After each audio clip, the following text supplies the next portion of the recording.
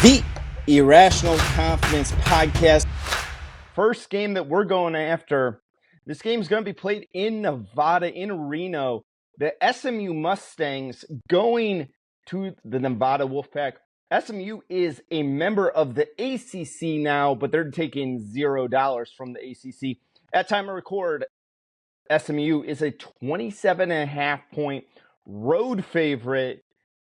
Ooh, boy, howdy, fresh. Nevada, how far the mighty have fallen? Well, ever since their coach departed, went to Colorado State a couple of years ago, took a bunch of players with them. That program's just, I think it's bottomed out. That's probably the best way to put it. Last year, averaged 17 points a game and allowed at least 27 points or more in 10 of their 12 games. Like that team was just horrendous. And that is in the Mountain West is a pretty good conference. So let's not overlook that fact, but they were just, they did not offer any, effort or defense against an opponent when they came into that in any of those games last year. And I don't really see that happening going forward this season. It's a there's been some talent there in the past, but right now it just seems like that cupboard is very bare in Reno, and um, they're on the cusp of getting blown out in week 0 here by SMU. Yeah, you mentioned SMU coming to the ACC, and we'll talk about it a little bit later about the head scratcher on why they made that move to that conference and not trying to go to the Big 12 or anything. But this team is very, very talented. They were very talented last year in the AAC. Preston Stone at quarterback.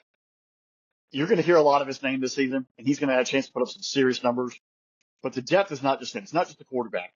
They had 8 receivers last year with at least 300 yards receiving in 2023 because they spread the football around. There's no one guy you have to focus on. And it gives quarterbacks options like Preston Stone who can make things happen in any alignment they're in. The guys will produce points, produce yards, first downs, and really keep the offense moving.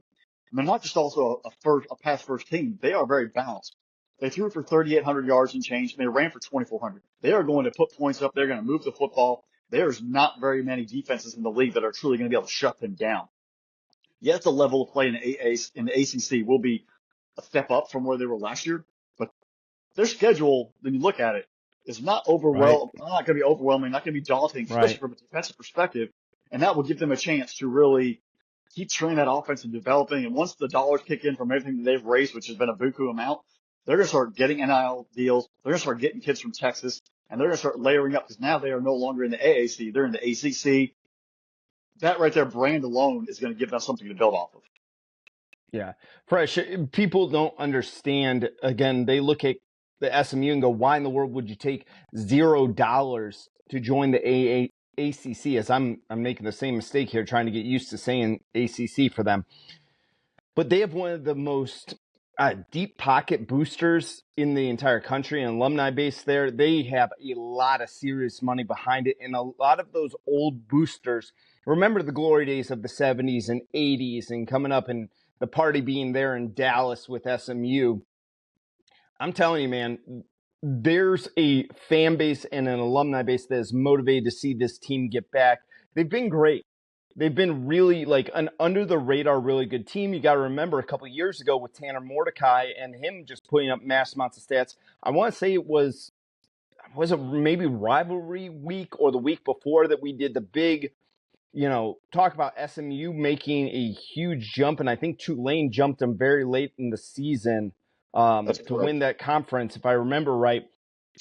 This is a great team because you remember 2 years ago, we were talking about like Tanner Mordecai left SMU and we're like, why in the world? He's going to Wisconsin. Wisconsin's going through a coaching change. And SMU didn't do anything to try to hold on to him. They have the money. This is not a poor program. But what they saw is they had Preston Stone in the pipeline coming on up there. They got Jalen Knighton coming back with him. Great rushing attack. And then they got a senior wide receiver like Jake Bailey, who's able to lead that team. He was their leading receiver. But like you said, they spread the ball around so much last year that it makes it difficult for a defense, especially like a team like Nevada, where they're really going through it after this coaching change. I look at Nevada and say, there's some talent there. It's not like a terrible program. They got Brandon Lewis. And again, dual threat quarterback, but I think you have to be a dual threat quarterback because that offensive line is just abysmal. And that really Mhm. has been the downfall for Nevada is that they've completely lost any talent. Nevada was able to always produce some sort of quality offensive lineman. You find a guy in the third or fourth round NFL draft that went there, and they're like, oh, wow, he turned out to be a half-decent offensive lineman. They were always able to produce that. Those days are long gone right now.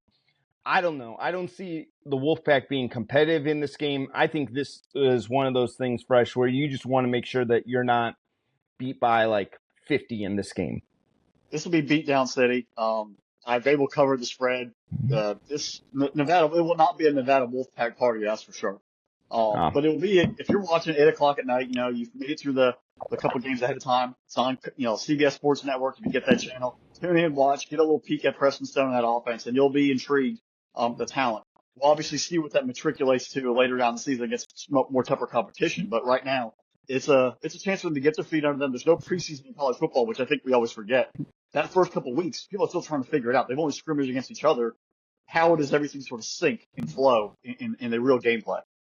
Yeah, and we were talking about this. SMU, after the first week in October, their schedule, they should have enough talent to beat anyone else on their schedule once they get past Louisville, and they should be competitive versus a team like Louisville. Yeah, I mean, Louisville, I'm not a big fan of Tyler Show. I mean, he was a dud at Oregon. He was a dud at Texas Tech. Maybe Brom can revive him there at Louisville, but they have talent. They're coming up that last year. That will probably be a good, barometer, a good matchup for them to see, all right, where do we truly stand in the ACC?